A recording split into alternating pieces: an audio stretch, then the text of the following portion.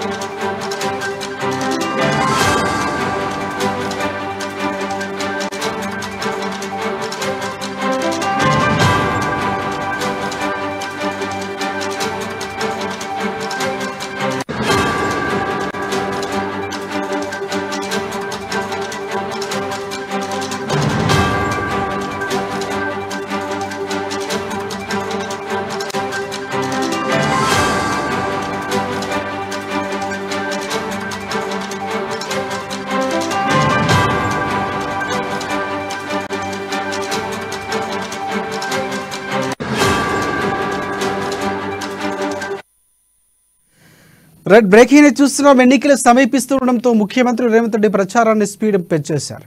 Majority స్థానాల్లో గెలిపే లక్ష్యంగా బహిరంగ సభలు, రోడ్ షోలతో దూసుకుపోతున్నారు ముఖ్యమంత్రి. ఇక ఇవాళ 3 నియోజకవర్గాల్లో ఆయన రోడ్ షోలో పాల్గొనబోతున్నారు. రేవంత్ రెడ్డి సాయంత్రం ఇబ్రహీంపట్నంలో రోడ్ షో, కార్నర్ మీటింగ్లో పాల్గొంటారు.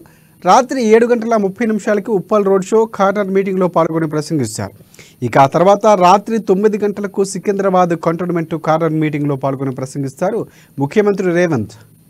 దీనికి సంబంధించి పూర్తి అప్డేట్స్ అందించేందుకు మా ప్రతినిధి రాంబాబు మనకి ఫోన్ లైన్లో సిద్ధంగా ఉన్నారు. ఎస్ రాంబాబు, చెప్పండి, ముఖ్యమంత్రి పర్యటనకు సంబంధించి అప్డేట్స్ ఏంటి? రాజశేఖర్ ముఖ్యమంత్రి రేవంత్ రెడ్డి రోజు తన ప్రచారాన్ని అయితే వేగవంతంగా ముందుకు తీసుకెళ్తా ఉన్నారు. ఎందుకంటే తెలంగాణలో ఆసి సమీపంలో అంటే 11 తారీఖు 5 గంటల వరకు ప్రచారం ఉన్నటువంటి నేపథ్యంలో తన షెడ్యూల్ కూడా ముందే ప్రకటించారు. రోజువారీగా తన యొక్క టూర్ షెడ్యూల్ అయితే ప్రకటించడంతో పాటుగా అనుకున్న విధంగానే రోజుకు 3 నుండి 4 కాన్ఫరెన్స్ లో ప్రచారం చేస్తున్నారు. ముఖ్యంగా వివిధ పార్లమెంట్ లో తానే ఇటు స్వయంగా ప్రచారాన్ని భుజాన వేసుకొని ప్రచారం చేస్తున్నటువంటి రేవంత్ రెడ్డి ఇటు గెలిపే లక్ష్యంగా ముందుకెళ్తా ఉన్నారు. ఇటు అధిష్టానం దగ్గర కూడా ఇటు ఇన్ఫ్లుయెన్స్ ఇప్పటికే ఉన్నటువంటి రేవంత్ రెడ్డి ఇటు అత్యధిక స్థానాలు గెలిచి రాష్ట్రం నుండి ఇటు రాహుల్ గాంధీని ప్రధానమంత్రి చేయడంలో కంట్రిబ్యూషన్ ఈ యొక్క తెలంగాణకు అత్యధిక కంట్రిబ్యూషన్ ఉండాలని చెప్పి భావిస్తున్నారు. తెలంగాణకు కేంద్ర రాబోయేటువంటి కాంగ్రెస్ గవర్నమెంట్ వస్తుందని చెప్పేసి కాంగ్రెస్ భావిస్తున్నది. ఈ నేపథ్యంలో ఒకవేళ కాంగ్రెస్ గవర్నమెంట్ వస్తే తెలంగాణను ముఖ్యంగా అన్ని రాష్ట్రాల కంటే ఎక్కువగా అభివృద్ధి చేసుకోవాల్సినటువంటి బాధ్యత ఉందని చెప్పేసి ముఖ్యమంత్రి రేవంత్ రెడ్డి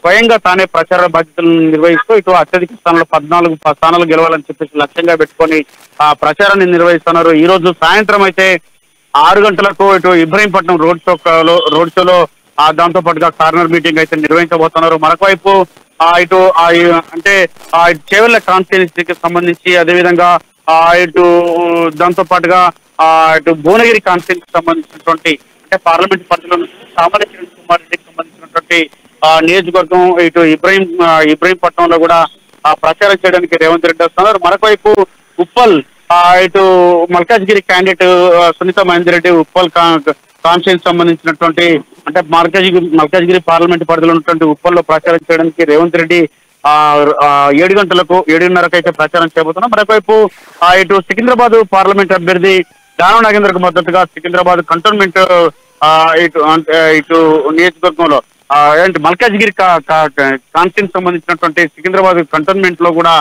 ప్రచారం చేయబోతున్నారు. మొత్తానికైతే మల్కాజ్గిరి ఇటు భువనగిరికి సంబంధించినటువంటి అభ్యర్థులకు ఈ రోజు అయితే ప్రచారం చేయబోతున్నారు. మొత్తానికైతే రేవంత్ రెడ్డి రోజు 3 నుండి 4 కాన్ఫరెన్స్ లో ప్రచారం చేస్తున్నారు. మరొకవైపు అగ్రనేతలు కూడా రాష్ట్రంలో ఇప్పటికే రాహుల్ గాంధీ నిన్న వచ్చిపోయారు.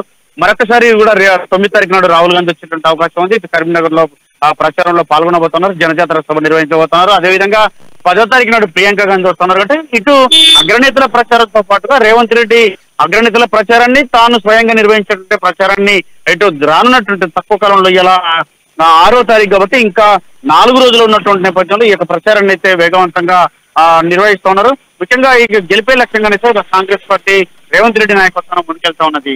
Rajasekhar, thanks for updates Rambabu.